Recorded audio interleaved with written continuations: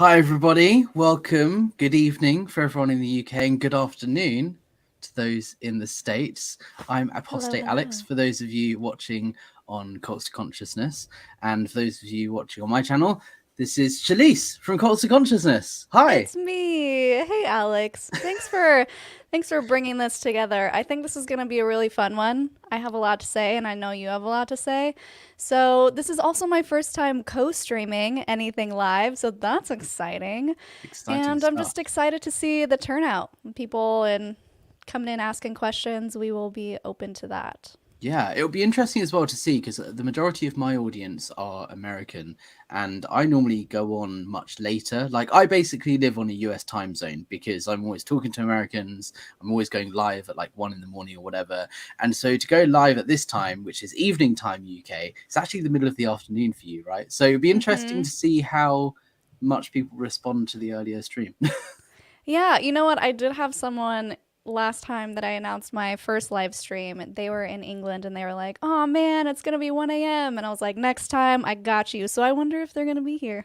Yeah, fingers crossed. We'll keep an eye out in the comments, and if they say hello, we can pull them up and say hi. So for those of you watching, this is a live stream Q&A. Put your questions in. We'll try and answer them. What I'll probably try, we're going to talk about information control, basically, between the differences and similarities between Scientology and Mormonism. And yeah, we'll pull some questions up if they're relevant, and then maybe at the end do more of like a formal Q&A, I suppose. But for those of you who are watching on my channel, Shelise is a former Mormon, right? Do you want to give your, I know you've interviewed you Yes. before, but do you want to give a little brief summary as to who you are, just in My case my people don't know? ex-mo story. Yeah, your Born and raised ex-Mo. in I love it. Utah. Born and raised in Utah, pioneer stock, which means ancestors go back to like some of the original Mormons.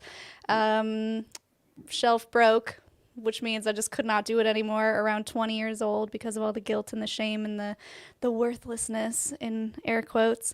And since then I've just been rediscovering myself, deprogramming, trying to figure out who I am, not who this church has built me to be or had built me to be.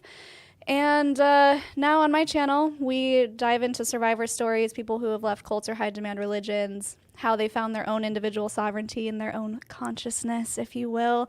And it's very inspiring. It can be heavy work for sure, but you've been on my channel. We did a whole episode together. I've been on yours, and it's just really fun and exciting to learn more about other groups because it helps us feel not so alone. The Mormons who are like, I can't believe I believed that. And then we look over at you and we're like, but they believe that. So, I mean, I guess we're fine. And you Yeah, probably think the same about us. it's so interesting to see even though the beliefs of Mormonism and Scientology are so different, the methods are very, very similar, if not the same. And Yes. I loved talking to you on the two interviews that we've done already, like just how similar they are in so many ways. And the video that you did on my channel is actually my best performing video of all time, I think, or second. It's up there. Amazing. And I think there's like 200 and something comments. It's still being getting comments today, people saying, wow, I was a Mormon and I didn't realize Scientology was like this, or the other way around. And Yeah. I thought it would be such a good idea to bring you back and maybe do a bit of a dissection of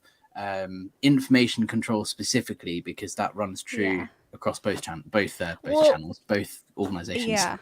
And that's the funny thing. And we can be honest here. I think one reason, a good reason that the video on your channel is doing so well is because you have current active LDS members who are like, that's not true. And I think if I were to title today's episode like a more fun title, and imagine I have rainbows coming out of my hands, it's like, the more you know. You don't know what you don't know. And that's what really sparked the idea to do this episode together, was because I have been that Mormon. I promise I have been the person that was like, that's not true. I would know because I'm a Mormon and you don't know what you're talking about. And that's ex-Mormon propaganda. But the thing is, the church actively lies to its members because its history is not great. And they actively lie because they know if you knew the truth, you probably wouldn't continue going to church and giving 10% of your income. And it's just really dicey. And so I was like, you know what? I think the same thing applies to Scientology, as you just mentioned. And so I think it's important to discuss their methods of keeping people in the dark to keep them in, because it's so prevalent among every single cult. If you can control the information that's around them and you can control what they actively seek out or don't seek out, there's a much better chance that they're going to remain in because they're in the dark and they just don't know. So here we are. Absolutely. And there's cognitive dissonance as well, like when you know, or you've heard something that you think is true or not true, but actually it's the opposite. When you're inside, in your brain, you're trying to justify things and trying to make it all make sense, and quite often there's information that you may be being fed from the organization that doesn't quite match up with what you're seeing in reality, but you just put your head in the sand and just think, I'm not going to think about it because I've got to stay committed. And I think that's a really interesting thing that happens across both organizations, right? Yes. And also, we're not going to dive too deep into this point, but the reason they're able to keep you from seeking out the true information is the emotional control, because they tell you that if something feels bad, then it's just Satan or the adversary or people trying to take it down, and so you shouldn't look at it. So not only are you not able to use your complete critical thinking skills, and this isn't mean to be an insult in any way, like we've all shut down our critical thinking skills at some point or another in our lifetime, but you feel afraid to look into information, and that's another huge tactic that they use to keep you in. So if there are any active Mormons here, just know this is not an attack on you. This is not an attack on your intelligence. This is just to provide you with more information that you may not have been exposed to in a gentle, loving way, and maybe just plant the seed of, you know what, don't take my word for it. Go look for yourself. Go dive into the deep, scary places that you've previously been told are not true or are propaganda or are lies. Because here's the thing. The worst thing that could happen is your testimony gets stronger, right? You're like, oh no, if I dive in and it's not true, then I know for sure that this is a true church. But what happens if you find truth in it? Then you can make, what's the word? You can make decisions with all of the information. You can make an educated decision. That's what I was looking for, as to how you want to proceed further. So what do you have to lose? Go for it.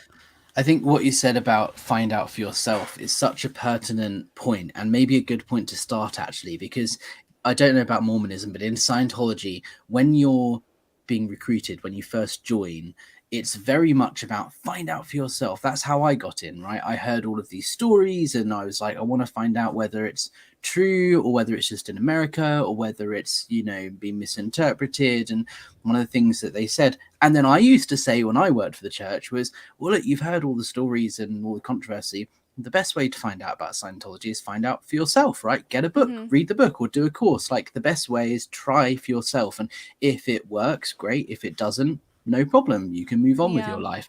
And that's how they present it to you, is you're making the decision. You're the one in control and with the power.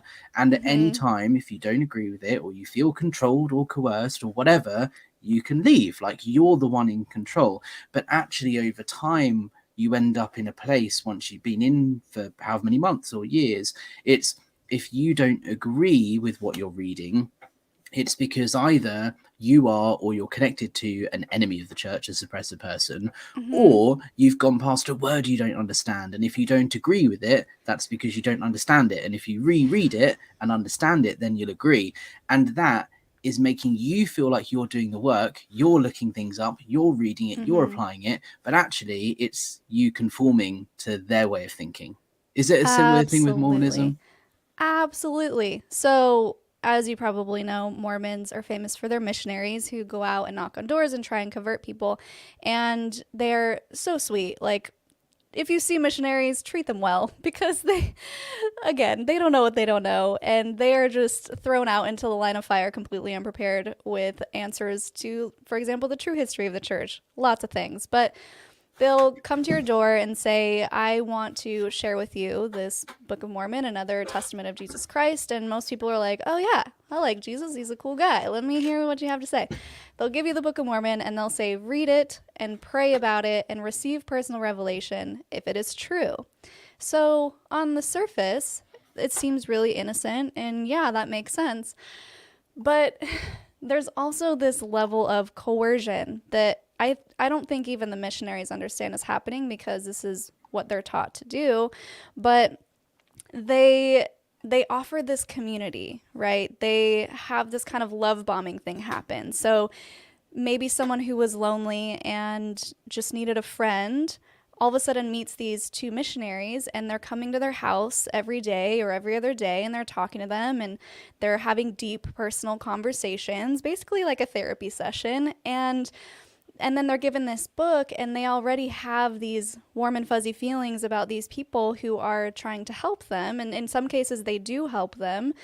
And so, of course, when they read the book, they're like, well, yeah, this makes sense because I feel so good already. There's the emotional manipulation, the emotional control, when they monopolize your feelings to make you think that any good feeling you have means you have a testimony of the thing that is in front of you.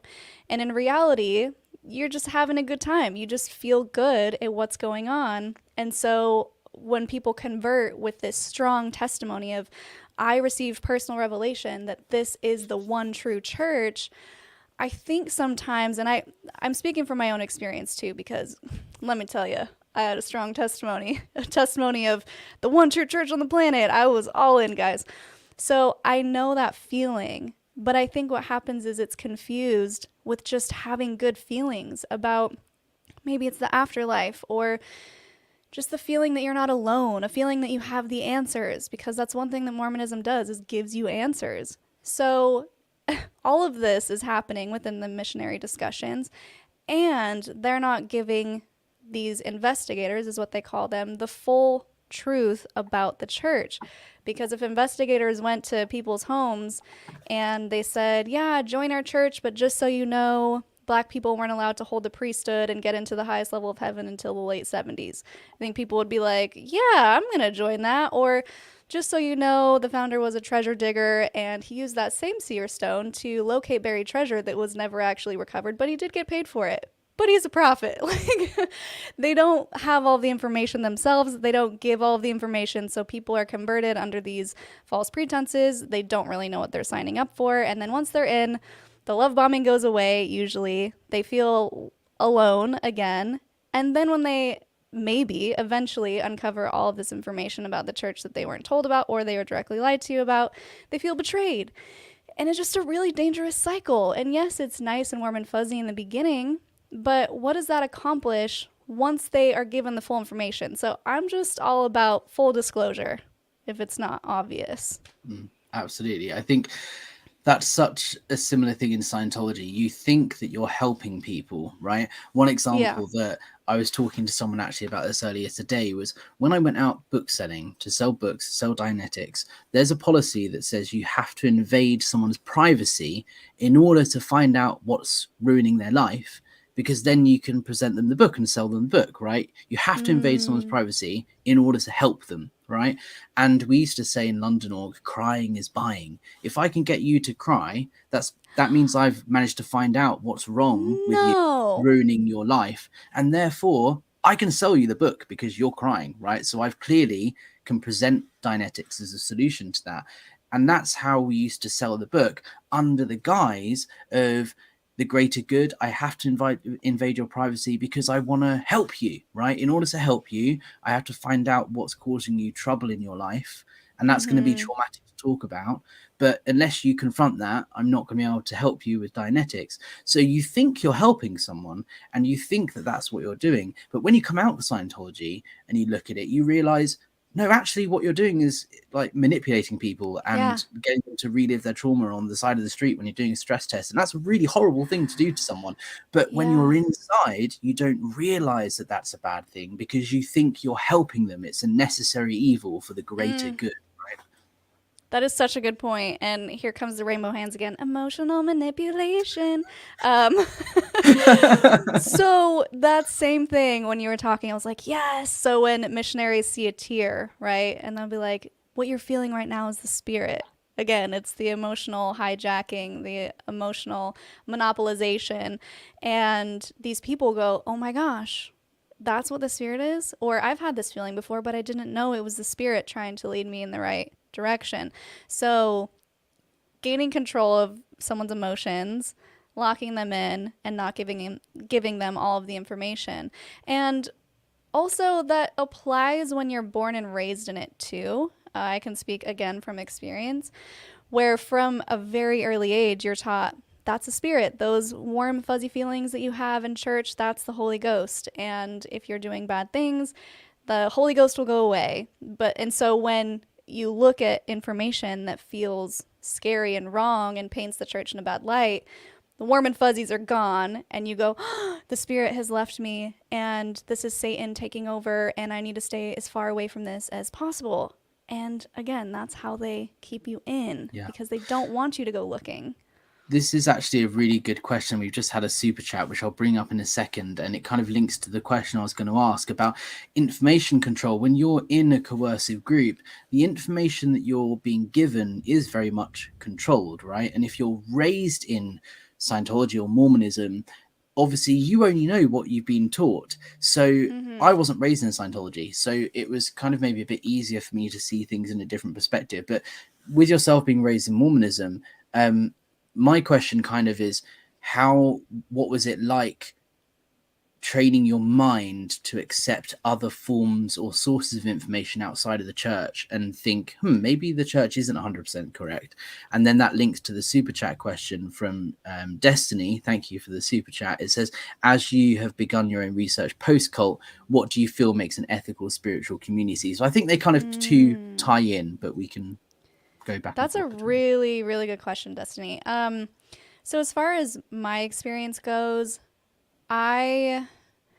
when I first moved to Portland, out of Utah, out of the bubble, and people started asking questions, that's when it piqued my interest, but I still was like, they don't know what they're talking about. Like, I was annoyed that people would come at me with questions like Joseph Smith translating my putting his head in a hat. I was like, whoever came up with that rumor is so dumb. Like, that's not even a reasonable rumor. Like, I would just dismiss it.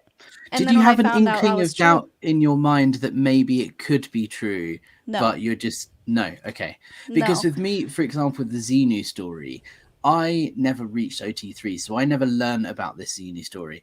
But and I would deny it outwardly, but there was a part of me that thought, maybe that is actually what it is, but I'm just not ready for it yet. And when I am ready for it, I will understand it. So I'm not going to think about it. I'm going to deny it because I've not seen it.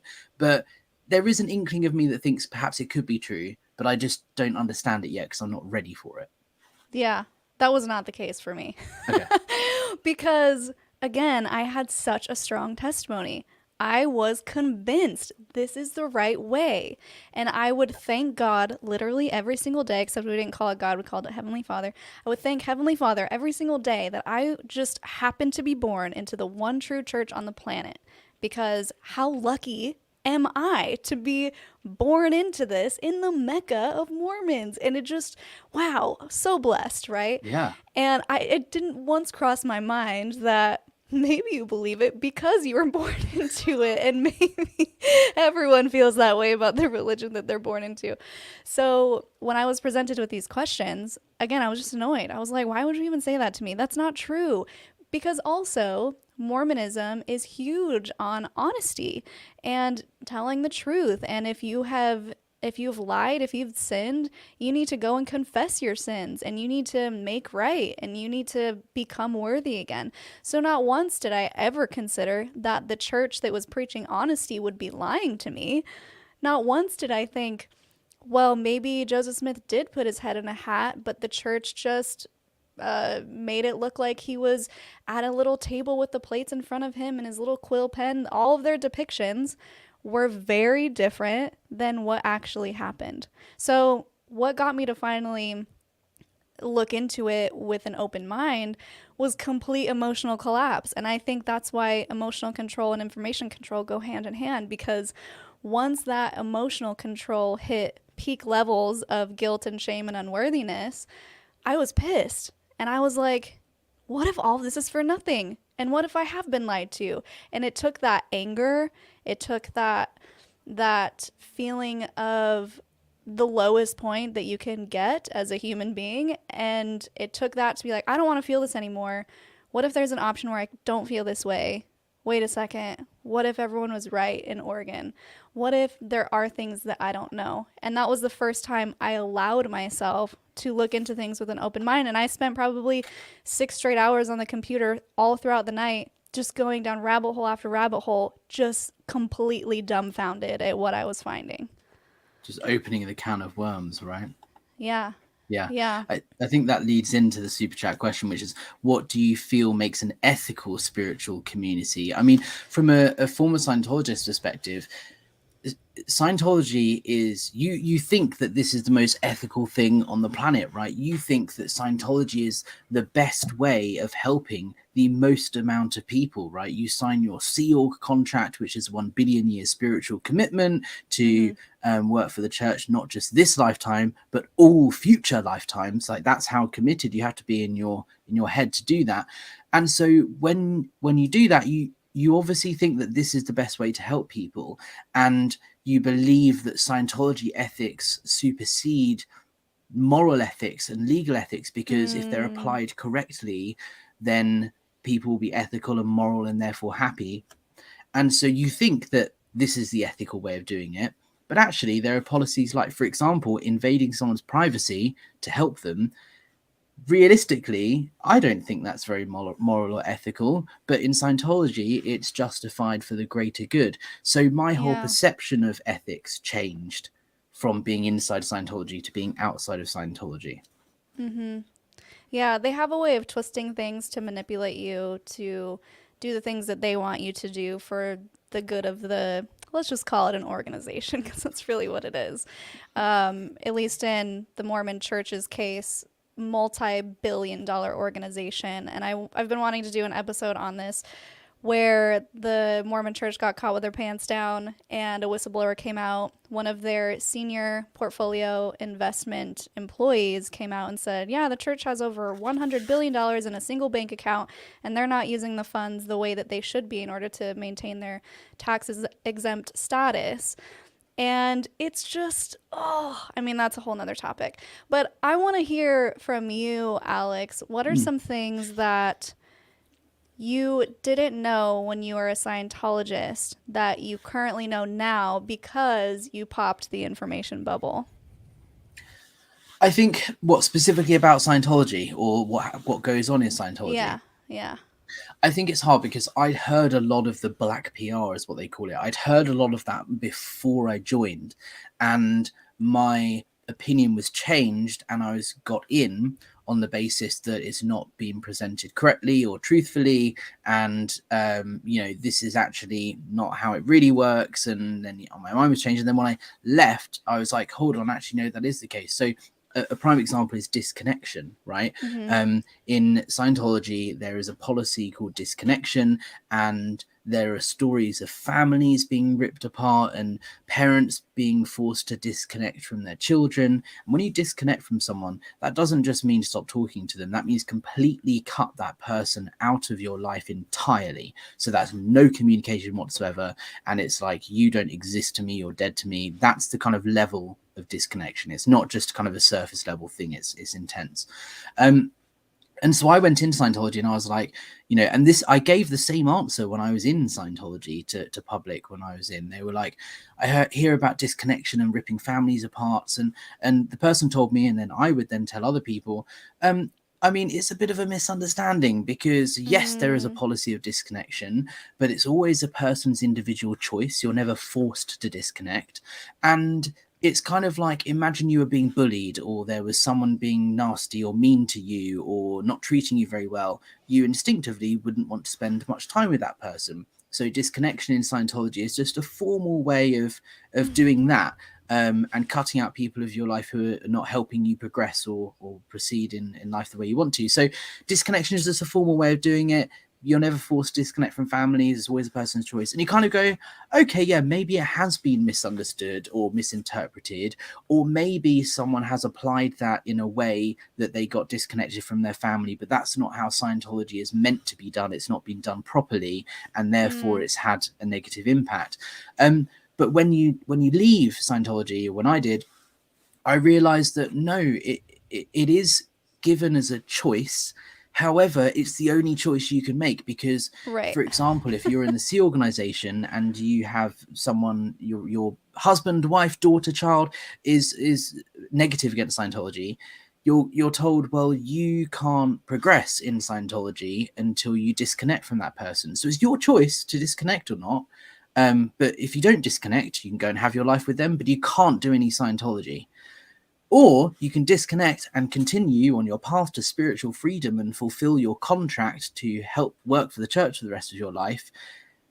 Your choice, but really, there's only one choice you can make. And that's something you don't see until you're out because you don't look at it with that perspective until you leave. Mm-hmm. Yeah, absolutely. It's the coercive control decision making. And it's the same in the Mormon church. That's also one of the comments that I get is we're not mind controlled. We can make our own decisions, but you can make your decisions within boundaries. And they make it feel like you have a lot of freedom and you can do whatever you want. Like, for example, sure, you can drink coffee if that's your choice, but just know that you won't be with your family in heaven when you die. So you're like, well, So absurd when you uh, like look at it from that perspective, right? yeah, yeah. And same goes with the LGBTQ community. They say, oh no, we are accepting of everyone, of every sexual orientation. But if you're gay, you can't act on it, or else you're not going to go to heaven, be with your family. And I mean, speaking of information control, maybe this is a good time to dive into this. I know you had some things to say about those policies as well for Yeah. Scientology. Um, the more you know, most people aren't aware that BYU practiced What's horrific. BYU? Sorry. BYU, thank you. It is Brigham Young University. Okay. It is the Mormon university that is recognized in the higher colleges in the States. So it's actually pretty good with sports and everything. But to go, you have to follow all these different rules, and that's a whole different can of worms that we won't get into. But it's a big college. So at BYU, they were practicing horrific conversion therapy on gay men, like shock therapy, injecting them with things to make them throw up anytime, and they would be shown these pornographic images. Awful, awful, awful stuff. When confronted about this, the person who was in control and putting on this conversion therapy outwardly lied to the public and said, "Oh, I have no idea if that was going on. Pff, no idea. I don't know where you guys are getting that from." And it's just another example of they're doing things behind closed doors and actively lying to the public about it. And so, real quick, just to give people some shock value here, I would like to read a couple quotes about how the church really feels about the LGBTQ community. So, here's a good one. This is from Mist in Sunday School on Instagram via Zelf on the Shelf. Shout out other ex Mormon creators. And this one was removed from the text version on LDS.org, which is the official church website. So, another perfect example. This was in General Conference in 1981, not that long ago. If children have a happy family experience, they will not want to be homosexuals, which I am sure is an acquired addiction, just as drugs, alcohol, and pornography are. Jaw Wow. drop. Can you believe that? Hold on, there's more. Let me find a more recent one. Here we go. 2019. How about that? Dallin H. Oaks. So in the first presidency. We are confronted by a culture of evil and personal wickedness in this world. This includes dishonesty, pornography, perversions, the diminishing of marriage and childbearing, the increasing frequency and power of the culture and phenomenon of lesbian, gay, and transgender lifestyles and values. So this is pretty clear how they feel about it. Let me give you one more, and there's more than that, but Oh, I'm gonna move to you here in a second. go for it. Let's see. Oh, this is 1984 as well. Dallin H. Oaks. I think that's the same dude we just read from. So he's been singing this tune for a while. It would also be desirable to permit employers to exclude homosexuals from influential positions in the media, literature, and entertainment, since those jobs influence the tone and ideals a society. Oh, here's another Jeez. one. Spencer W. Kimmel, homosexuality can be cured if the battle is well organized and pursued vigorously and continuously.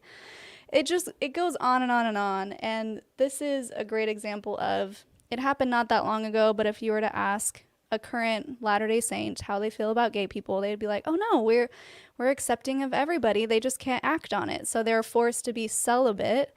But you have these quotes from leaders, the top holding positions in the church, saying these awful, abhorrent things about the LGBTQ community. And it's just really sad.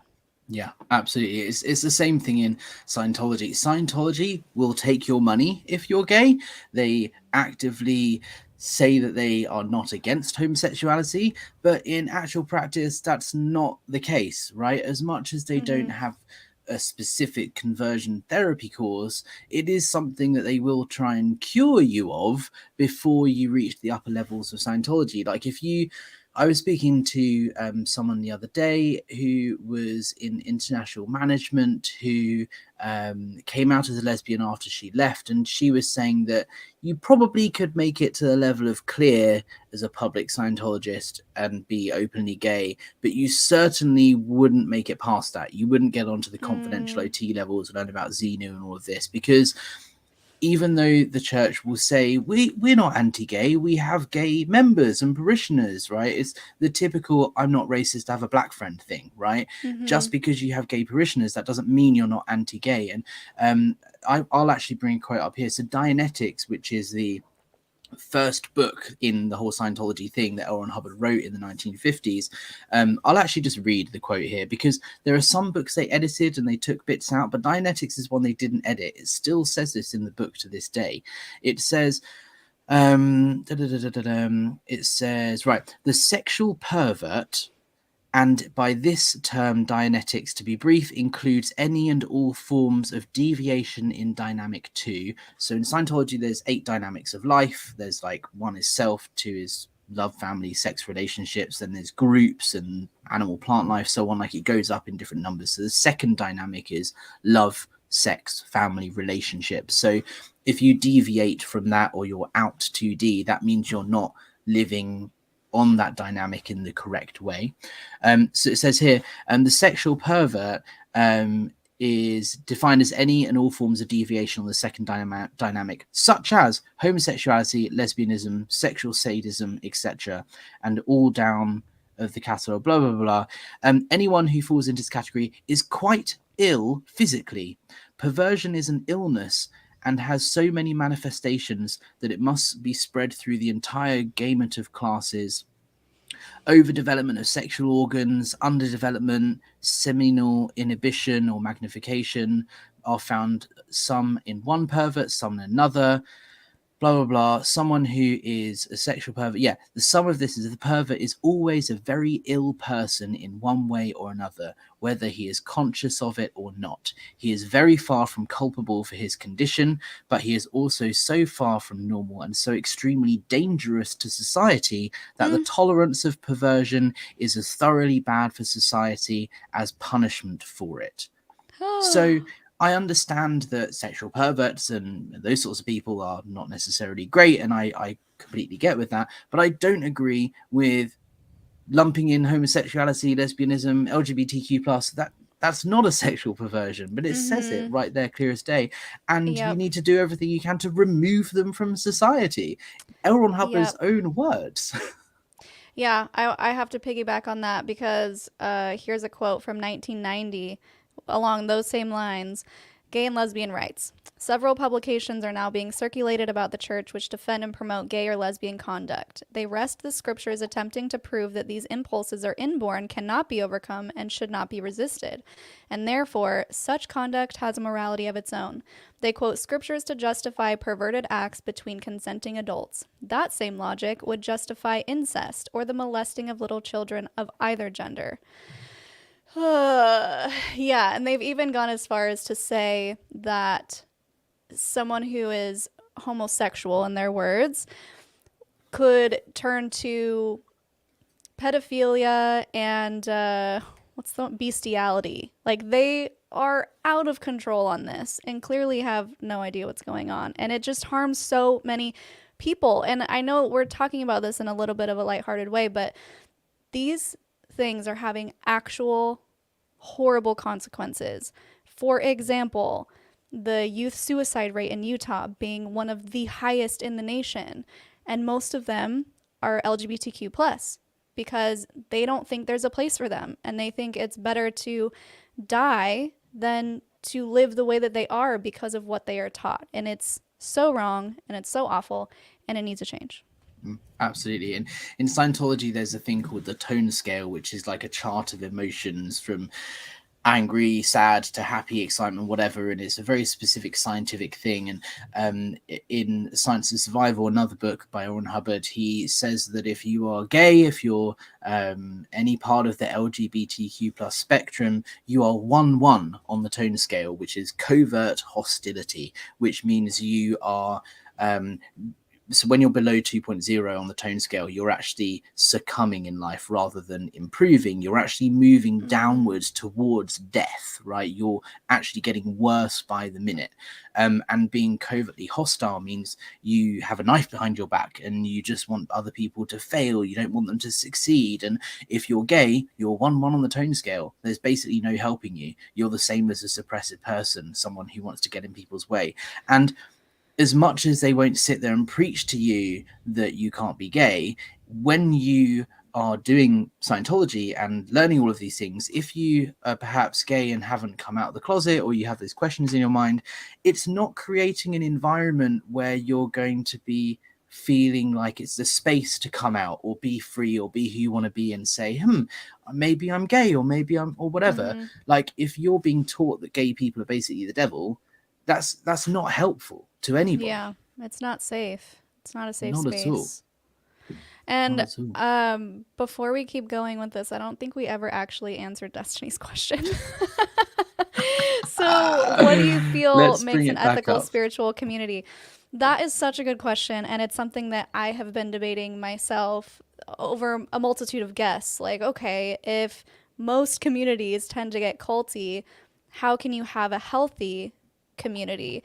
And I think the answer is when you have a community that doesn't have this power dynamic structure where someone's at the top kind of giving orders to people below them, when you have a community that is very, I don't want to say communistic, but like everyone contributes in a way and everyone can decide what they want to do. No one is punished for doing something that the group doesn't like. When everyone can respect each other's boundaries and respect other people's ideas, I think that's a healthy community. When you can have open conversation, like when you can feel safe about coming out of the closet, for example, when you can feel supported and feel like there's no judgment and feel like even if you make a mistake, you can rectify it in a healthy way without the guilt or the shame or the punishment and like the punishment where it's like the shaming punishment, you know, when you're, for example, in Mormonism, if you do something wrong and you tell the bishop you can't take the sacrament, and that's a way of public humiliation where people can see, oh, she didn't drink the water and take the bread, she must not be worthy, wonder what she did wrong. And when there's none of that going on, I feel like it can be really helpful. Because if you think about all of the things that are positive about these religions, because there are positive things, or else people wouldn't join them, right? Nobody joins a cult. They join a good thing and then it gets culty and they don't realize it. So the positive things about these communities are the support that you feel from everybody. It's the group therapy sessions where you go and you self-reflect and you have deep conversations. And I think all of that can be done outside of either a religious context or outside of something that you're giving all of your money to, something that you are not blindly following. I think all of those things are possible. So I don't know. I still haven't figured it out. Do you have anything to add, Alex? Yeah, I think it's all about doing your own research and coming up with your own opinion, right? In Scientology, you feel like you're doing the research and you're finding out for yourself, but it's looked down upon if you were to read a book that's not by L. Ron Hubbard, or if I was reading about the way the mind works and I was walking around the church reading a book by a psychologist or psychiatrist, as much as I wouldn't be thrown out, they would kind of ask me why I'm reading it. Like, why would you need to read another opinion? Because L. Ron Hubbard has the truth, right? Sure.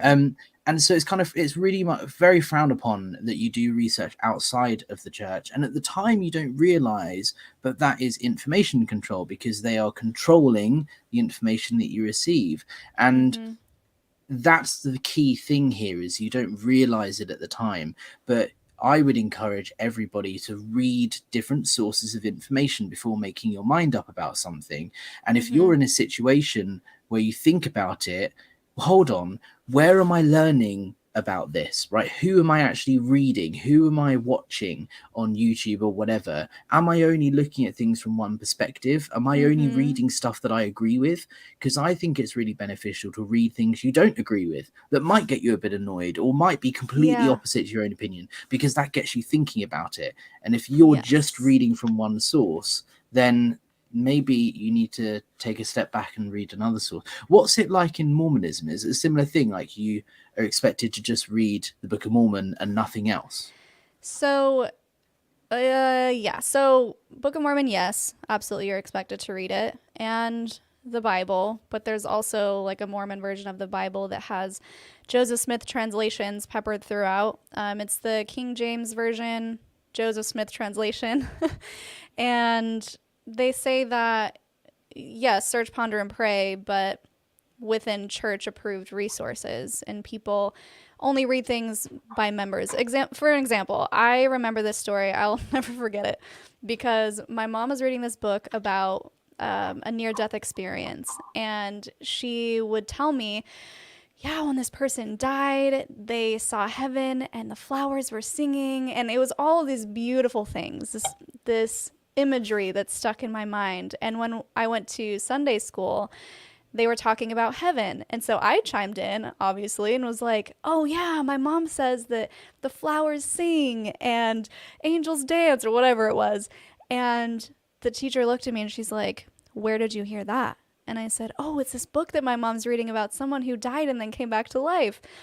And she said, well, who wrote it? Were they an active Mormon? And I was like, I don't know. And she was like, I would highly caution taking that book or believing that book if it wasn't written by a Mormon. And that struck me so hard. And I was young. I was probably 10, 11 or something.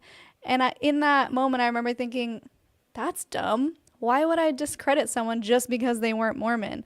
And along those same lines, I got this list of resources from Brian. He's True Mormon Quotes on Instagram. We've done a whole episode together. He's awesome. I was like, Brian, I need some help with some resources here. So he gave me this list. One of them is a book called No Man Knows My History, and it's a retelling of Joseph Smith and his actual life. And it was written by an active Mormon, Fawn Brody at the time. And they were excommunicated for it because it painted Joseph Smith in a negative light. But that wasn't their intention, right? They were just telling what happened, who Joseph Smith was, his actual history, and got excommunicated for it. So even if you are an active Mormon and you write something that makes the church look bad, they're not going to be okay with it. So before I forget, I just want to throw out these other resources so people don't have to take my word for it. Go for it. There's one, Rough Stone Rolling, which is also considered a faithful biography of Joseph Smith. Saints, which was published by the church, which apparently is a slightly more accurate version of church history, but they still leave a few things out. We have the Gospel Topic Essays, which is a hilariously funny attempt at the church addressing their horrible church history. So a lot of the things that I've mentioned, or that I will mention later, about what Mormons don't actually know when they're a current Mormon, if you go to the church's website, there are Gospel Topic Essays about almost every single one of these things, and a lot of the things they admit to. So even current members, they're like, that's not true, and you could point them to this and be like, well, the church admits it, so I don't know why you're lagging. But they hide it on the website, so you wouldn't stumble upon it. You would have to actually seek it out to find it. But it's a way for them to be like, no, we told you guys what was going on, and you just didn't see it. And then another form of information control, which I think is interesting, is the temple ceremonies. And this is when you get to the highest ranks and you are able to finally go to the temple. You are worthy enough to go to the temple and you perform all of these rituals. But most people don't know that they have changed drastically over time. And there was a link, and maybe I'll put it in the description after it ends, because there's no real easy, concise link that I can give you. But it's a 48-page article written by a faithful Mormon about, it says, the development of the Mormon temple endowment ceremony and all of the ways that it's changed. Now, if you go back to a quote by Joseph Smith that I just saw the other day, he was saying the temple ordinances are unchanging, and whatever I give is how it is, and it should never change. Yet it has changed over and over and over. One of the things that shocked me the most was the slitting of the throat and cutting out of the bowels. And that's something that only people who have gone through the temple pre-1990 would know exists. But if you were to talk to someone today who has been through the temple and didn't go previous to that time, they would absolutely fight you to the death and say, that is not true, that never happened. But that's just because you don't know about it. I have seen so many comments on our last video that we did together of people saying exactly that. Like, I've been to the temple. They don't do that. They don't chant in the temple. And I'm like, well, here's a link to I'm not a Mormon, but here's a link to a video that I found on YouTube of people doing exactly that. They're like, no, we don't do that. And I said, well, I don't know. I'm no expert, but it could be that maybe they used to and they don't anymore, or it's changed or whatever. But it is certainly something that has been done, because there's literally video evidence of it. Yeah, and that was the first crack in my shelf, actually, in Portland, when I started doing a little research to appease my friend who was telling me I was going to go to hell if I didn't follow Christ the right way. Was I found a website that was talking about slitting your throat. You pretend, right? You're in the temple and you do this motion, and if you look it up, you'll see it online. I vow to slit my throat and cut out my bowels if I reveal the secrets of the temple. I asked my mom, is this true? And with wide eyes, she had to reveal the temple secrets, even though she knew the consequences and you're not supposed to talk about what goes on in the temple. And she did say, well, they don't do that anymore. So even she knew that it was a thing. Like, people in my comments have also testified to that, that, yeah, I did that and they took it out. So yeah, it's pretty dicey. And there was even like naked poncho touching happening, where they would have to be completely naked under a poncho that's completely open on both sides, and people would put oil on different parts of your body. It wasn't meant to be sexual, but when you put regular people in charge of these positions, sometimes it gets to be ways that it shouldn't be. And so there's lots of creepy, weird stuff that happens in the temple that people just aren't aware of. Yeah, there's an interesting comment here, actually. I just saw that's kind of pertinent, that Trevor Non said, it was a reply to someone else, Elizabeth Ayres. For Mormons, paying their tithing is a prerequisite for access to the temple, which is the only way to get to heaven. So it's a similar thing in Scientology. You have to pay to do courses, to go up the bridge, and that's the way you're going to become totally free, is becoming an operating thetan, and that costs millions of dollars. They don't tell you when you first join, but you do need to pay money and do these certain things in order to get the information. You don't learn about Xenu until OT3, which less than 5% of Scientologists get to. But that information control aspect of, you don't get that information until you're ready, seems like it's the same with Mormonism. You don't know about this stuff that happens at the temple until you qualify to go to the temple. Yes, and I would like to add to this comment, just to add some context as well. Mormons believe there are levels of heaven, so they don't really believe in an actual hell. They believe in outer darkness, which is where I would technically go, because I've known the truth and turned away from it, and so I'm an apostate, and I will be in outer darkness forever. Me too. I'm an apostate too. Welcome to the club. Cool. So even Hitler, who we can all agree was not a great guy. Even he won't go to outer darkness because he never knew the truth about Mormonism. So, What? anyway, yeah. So, within those levels of heaven, you have the celestial kingdom, is what it's called. That's at the top. And within the celestial kingdom, there are 3 levels within that. So, the rules of Mormon heaven are you can only go to the top level of heaven if you go to the temple. So if you don't go to the temple, it's not the worst thing. You'll probably end up in the middle kingdom or something. But what they tell you is, let's say you have a family member who goes to the top level or a child who goes to the top level, you can't visit them. Only they can come down and visit you. It's like this really weird situation. So yes, if you want to get to the top level of heaven, you have to be going to the temple. And in order to go to the temple, you have to pay 10% of your income. And every year, they pull you into the bishop's office and you have to settle up if you haven't been paying 10% of your income. And if you don't, then they take away your temple recommend, which means you are not worthy to go into the temple.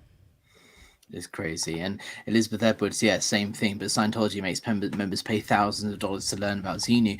This is the thing that I find fascinating, is that in Scientology, the belief, the scripture is definitely there that, you know, this space alien Xenu dropped H-bombs in volcanoes and that's the cause of all of our trauma and all of this. But it's in L. Ron Hubbard's own handwriting. Like, it is very much a thing. It's been leaked online. But most Scientologists don't believe that because most Scientologists haven't got to that level yet.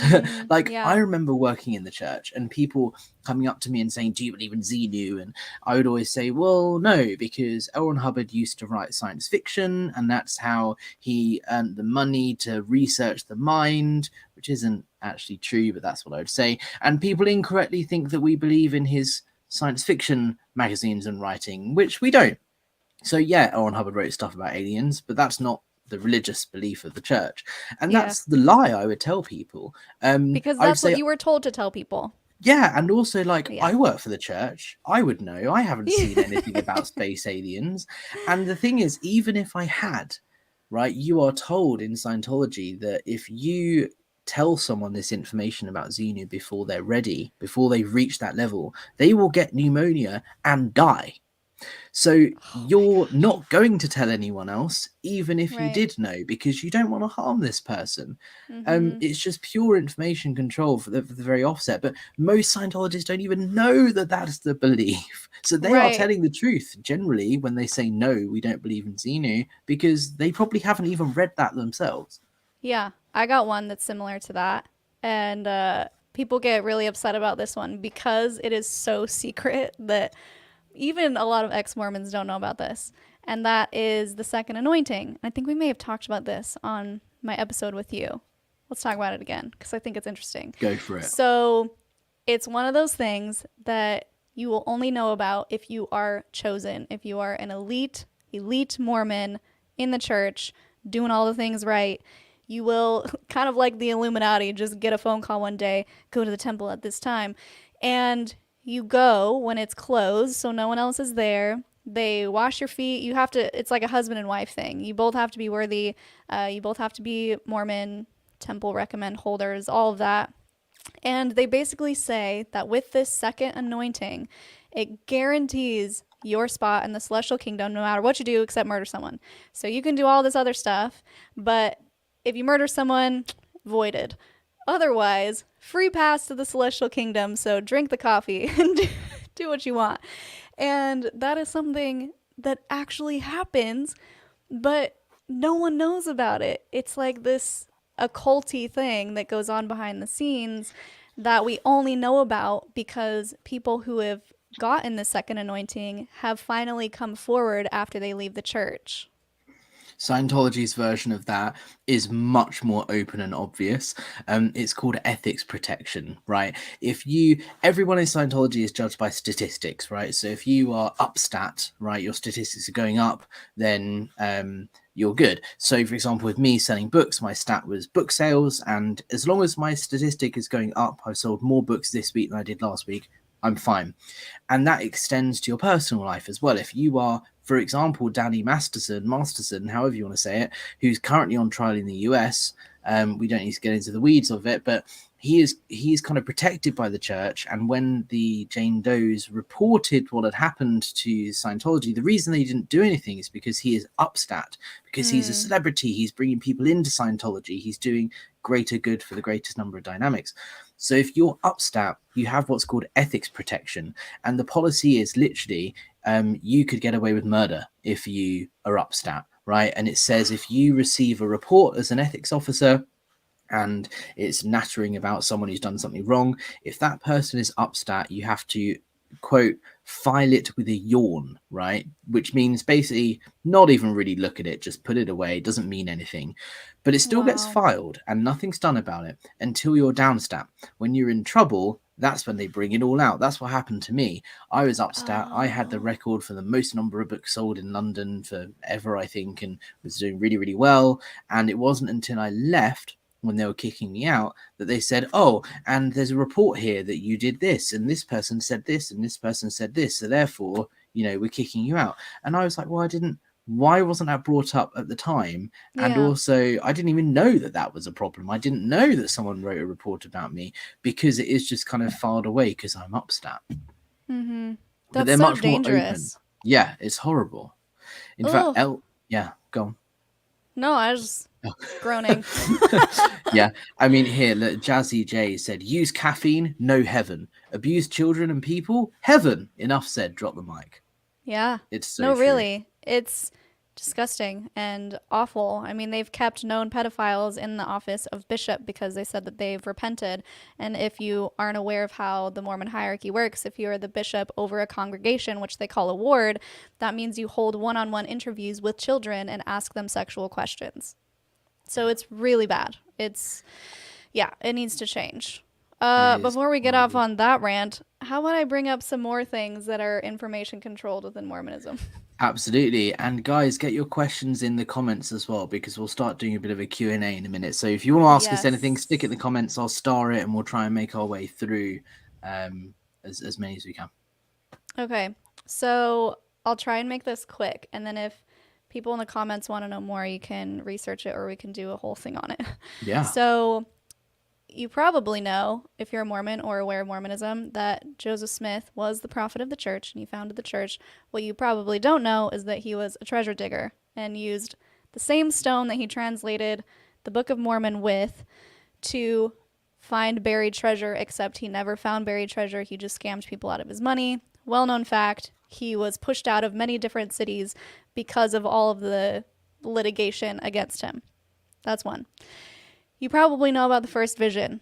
Joseph Smith seeing Jesus and God coming to him saying, this is what you need to do. Restore my one true church. What you probably don't know is there were multiple versions and of varying degrees, massive differences, not just little details. And the members of the church weren't even aware of the first vision until years and years and years later. So it wasn't even like he went to town and said, I saw God in Jesus and I'm going to create his one true church. And everyone was like, oh, amazing. That's kind of how they paint it. So what else we got? You probably know that there were witnesses to the Book of Mormon, which means people who said, I saw the golden plates and Joseph Smith translated these plates. What they don't tell you is that Joseph Smith, and this is a little detail I got from Brian, shout out True Mormon Quotes. What they don't tell you is that Joseph Smith wrote up this little declaration of, yes, I swear to have seen the plates, and then just asked them to sign it. And they would later tell you, well, we didn't actually see the plates. We saw them with our spiritual eyes. So they didn't see the plates. And the witnesses of those plates, most of them were either excommunicated or left the church. And one of them, let me find who it was, Whitmer, I think he said, actually ended up following a different prophet and testifying that he was a true prophet of God. So can we really believe him? Probably not. You probably know that he practiced polygamy. The church's version is polygamy was reinstated because women, there was a whole bunch of women that just needed to be taken care of. And oh man, isn't it so nice that Joseph Smith volunteered to take care of these women, and that he had other higher ups in the church bring in more women, because those poor girls. Well, you probably Because didn't women, know. of course, can't look after themselves at all, right? Women can't be independent and strong Right. and confident. No, of course not. What you didn't Just the know, thought process is just ridiculous. it gets worse. What you probably didn't know was that Joseph Smith was practicing polygamy in secret for years before he brought it out as an official revelation. And the only reason he brought it out was because he was caught by his wife Emma having sex with their live in maid, who was 14, in the barn. So he got caught. Emma was like, throw this chick out. And Joseph Smith was like, but I had a revelation that you have to accept polygamy. And what you didn't know was that he was accepting mother daughter pairs, he was accepting sisters as wives. And people say he didn't sleep with them. Well, he did, though, because some of these women were already married to other men. And if they had a child, it wouldn't be seen as weird, right? So there's some polygamy stuff. Let's see. Should I go on? You probably didn't know he ran for president and had his own militia and was a mayor at Wow. one point. You probably didn't know that Brigham Young had this blood atonement. Watch under the banner of heaven, and you'll understand what I'm talking about. That was a teaching by Brigham Young that if someone didn't want to repent, the only way you could save their soul is by slitting their throat and spilling their blood onto the ground. Yes, this was the second prophet of the Church of Jesus Christ of Latter-day Saints that implemented this whole thing as doctrine. Oh my gosh, there's so many more. I'm just gonna mention them, and then you can look into it. Look into the Mountain Meadows Massacre. Horrible. Look into what they did with the Indians when they settled Utah. What else? I talked about the conversion therapy thing. My point is, you probably know of certain things, but you don't know the whole story. And there's a reason for that. It's because it makes the church look really bad, and they know that no one would join if they knew the whole truth. So all I'm saying is, if you want to be a part of the church, please do. If it brings you happiness, great. But at least be informed about the church that you are not only following, but giving your money to. Yeah. That's my soapbox rant. It's exactly the same with Scientology, right? So Scientology is run by the Sea Organization, which is, these people who have signed billion-year contracts, and it's called the Sea Organization because L. Ron Hubbard at one point went to sea. It's actually a question someone asked, right? A. Powell said, I wondered if the host could talk about the Scientology boats. This is what I'm going to talk about here. So L. Ron Hubbard went to sea at one point in his life, and in Scientology you learn that he went to sea because it was distraction free and he could research the mind, and when he was ready, they went back onto land and started the Flag Land Base in Clearwater, Florida, and then carried on from there. And to this day, the Free Winds is a ship that is the only place in the world you can get the highest level of Scientology, OT level 8. You can only deliver it on the ship. And the idea is that it's a distraction-free environment. So that's what you'll know if you're a Scientologist. But what you won't know, because they don't talk about it, and this is something that you should do your own research on, is that the reason L. Ron Hubbard went to sea is because he was being chased by governments around the world for tax evasion, for fraud. The British government were after him. The FDA in the US were after him for making claims that he could cure illnesses with the Dianetics and Scientology, and with the E-meter being this thing that kind of had these magical claims, and the FDA was saying, well, no, the E-meter does nothing. And so all of these government agencies were after him, and he had nowhere to go but international waters. That's why he went to sea in the first place. And when they went back to land and established a base in Clearwater, Florida, they actually did so under a false name. Because if they were to say, hey, we're the Church of Scientology, we want to open a new branch, instantly the FDA and IRS would be straight there trying to arrest L. Ron Hubbard. So the reason their base in Clearwater exists is because they started this, they bought their first building under, I think it's like the United Churches of Florida or something like that, some name. And it was a front group, basically, to set themselves up. And as soon as they had the relevant permissions and they owned the buildings, they were like, ha haha, actually we're Scientology. And now over time they've taken Gotcha. over the city. Yeah, but basically they had to do it under a false name because otherwise they wouldn't be allowed. And so it's just the whole point of information control is some of what you've heard is true. He did go to sea to research, but ask yourself why. Like, why would anyone go and do that? If you need a Yeah. distraction-free environment, why not go and have a nice retreat at a house by a lake or whatever? Like, just ask the question why, because that's what you don't do when you're involved in a coercive group. Is you stop asking the question why, right? Which is Yeah. then how you end up in that sort of situation. Yes. Should we get through some questions in the chat? Yeah. Yeah. Yeah. I can't So, believe how long we've already been going, guys. I can rant so long about oh, this I know. stuff. So thanks for bearing with me. Me too. Me too. And there are some questions here from the very beginning of the chat. So I've been starring them throughout. And if you want Okay. to ask questions, please stick them in the chat and I'll try and style them if I can. And we'll get through as many as we can. But JJ asked, do you believe narcissistic tendencies are common in the leaders of these cults? 100%. 100,000%. I believe that Joseph Smith was a narcissist. And in fact, we're looking into doing episodes on narcissism on my channel. And we're going to try and bring on, babe, is it Dr. Ramani?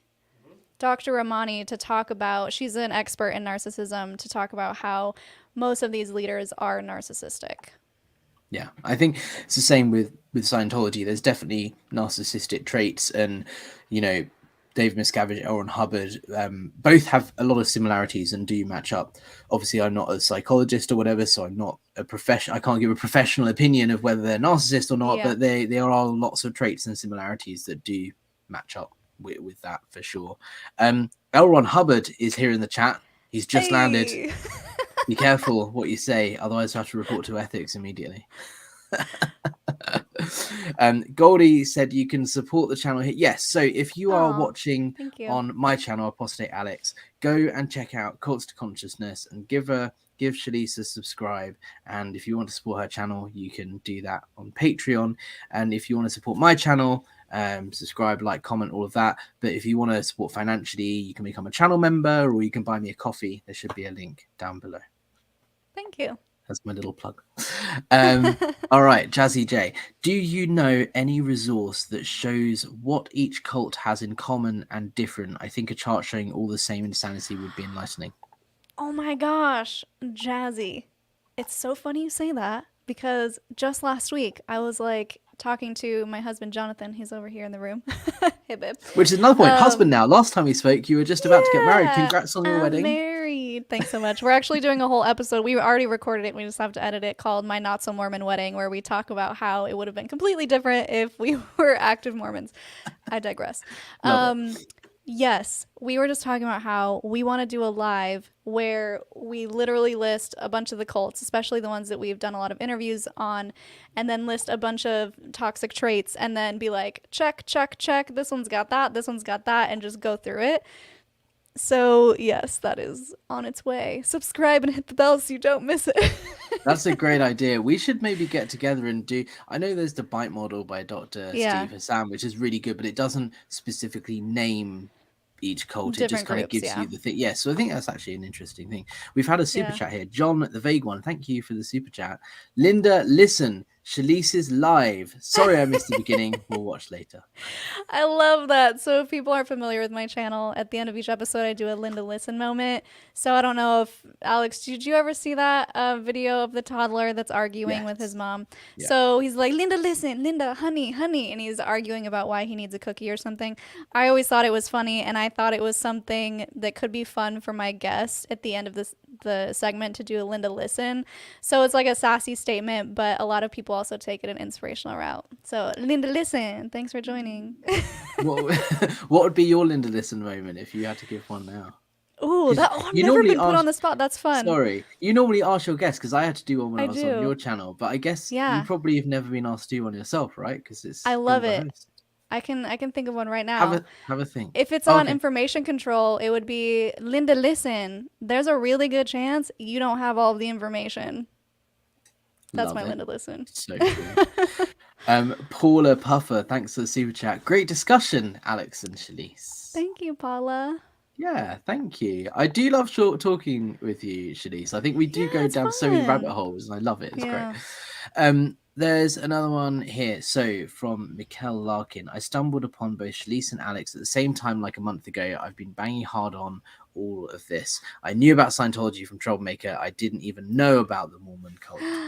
Welcome to Mormonism. Yeah, it's there's a lot to dive into for sure. And thanks for binging the content. That means a lot because even if people aren't able to financially support, just sharing the video and watching all the videos is a huge, huge, huge help because AdSense really helps prop us up and keep us going and helps us put more time to all these episodes. So thank Yeah. you.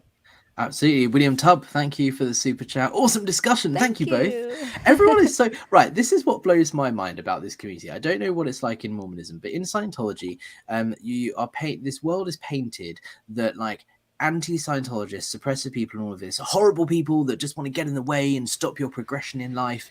And the outside world is painted as this horrible, scary place, and SPs don't want each other to succeed and so on.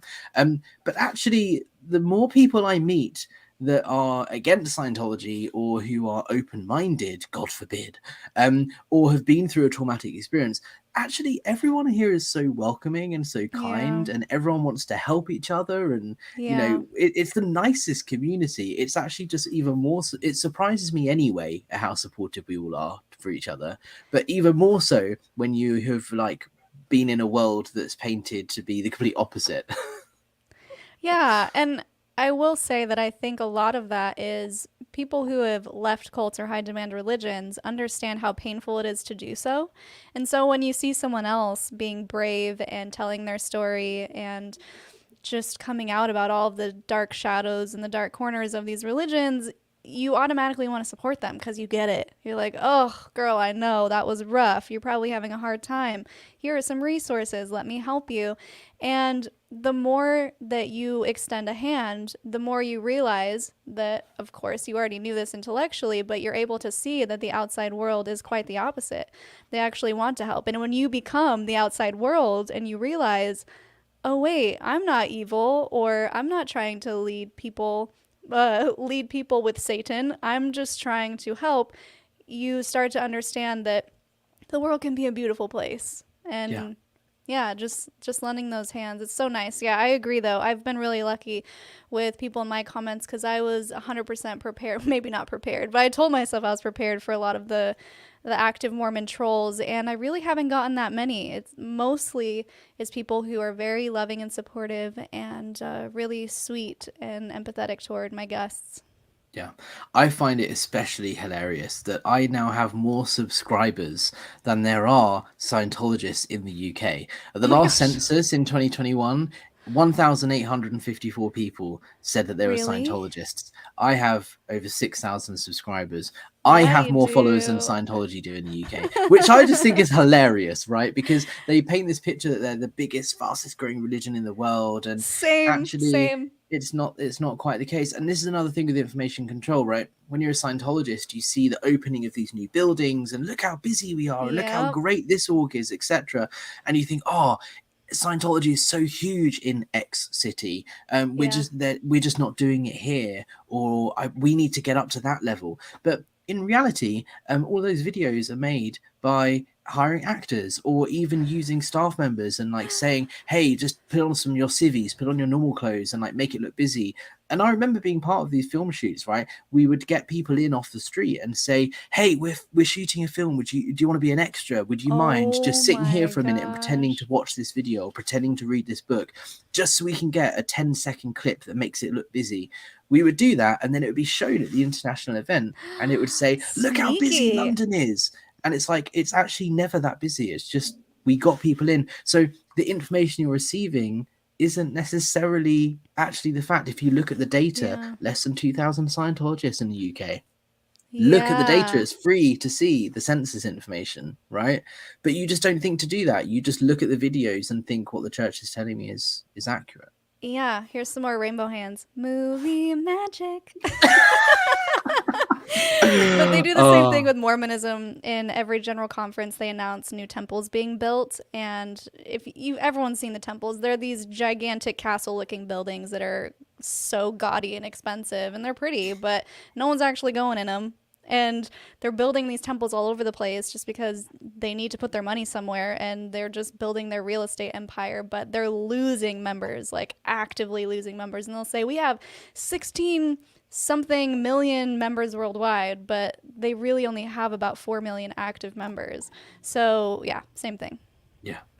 Absolutely. So Goldie's got to love Goldie. She's awesome. Some cheddar for those helping people do better. See what Aww. I did there? Thanks, Thanks, Goldie. Goldie.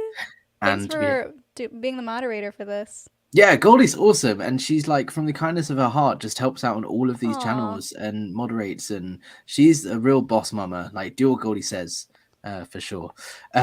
Destiny again, thank you for the second super chat. Thank It you, feels Destiny. better to be part of a supportive community rather than a controlling one. Yeah, 100%. And that's probably like the most concise way to answer your own question from earlier. It's just, is it supportive or is it controlling? Well said. Exactly. That's the whole video. We should have just like done that. Yeah. Oh, okay, let's crack on with some more, and we'll draw it to a close very soon because I know we've been talking for ages and ages. So let's not eat up too much of your time. Goldie, how Mormonism harms its disabled Oh. members. Do you want to talk briefly about that, or is that another rabbit hole we could do on a different video? It's a bit of a rabbit hole, but I'll just say that it's just one of those things where Mormonism is great if you are straight and white and live in Utah or other places too, but mostly Utah. And so it's really hard for people to understand or comprehend how Mormonism can be harmful because they just don't see it. It's the definition of privilege. Like, I don't know why people are being so weird about this and saying all these bad things. Mormonism has changed my life and blah blah blah. I'm like, yeah, because you've never been oppressed because of it. If you would have been gay, you would have had a very different experience. If you were disabled, you would have had a very different experience. And it's just another way of trying to give people more information and show them that there are other perspectives and that two things can be true at once. So I say that all the time too, especially on my missionary episode that's been doing really well with my two cousins. She talks about how she had this horrible experience on her mission, and I'll get comments like, well, my mission was amazing and it taught me A, B, and C. And I'm like, that's great. Two things can be true at once. It is possible that you had a great experience, and it's also possible that people are coming home traumatized with medical negligence, with emotional scars, with you name it. It's possible that you were supported and she wasn't. So that episode specifically talks about Renee's children and grandchildren and how she had some autistic children or her disabled son and how they were basically ostracized from the church because there was just no real support built in for those types of people. And so just calling attention again to the dark shadows of Mormonism that people don't generally take the time to look at. Yeah, I think this comment is really pertinent as well. Shanna P. Lorna said, "Then listen, there are different people all over the world with different beliefs and different ways of loving their close ones, and that's okay. Mind your business." I mean, that's very true. I think there is Yeah. nothing wrong with having a belief set, right? You are entitled to believe whatever you want to believe. It's a difference when you act out on it, and also if it's harming other people, right? I have Exactly. no problem if you want to be a Mormon or want to be a Scientologist or whatever. The difference is when it's actually affecting other people. And as a Scientologist, particularly, you don't even realize. I didn't realize I was manipulating people Sure. until I was Yeah. out. I thought I was doing the right thing, and that's the thing you need to think about. Is like, is the effect of what I'm practicing harmful when you look at it from that perspective? No, I'm not hurting people, I'm helping them. Well, actually, how is it hurting people when you ask them what their trauma is on the side of the street and they're crying?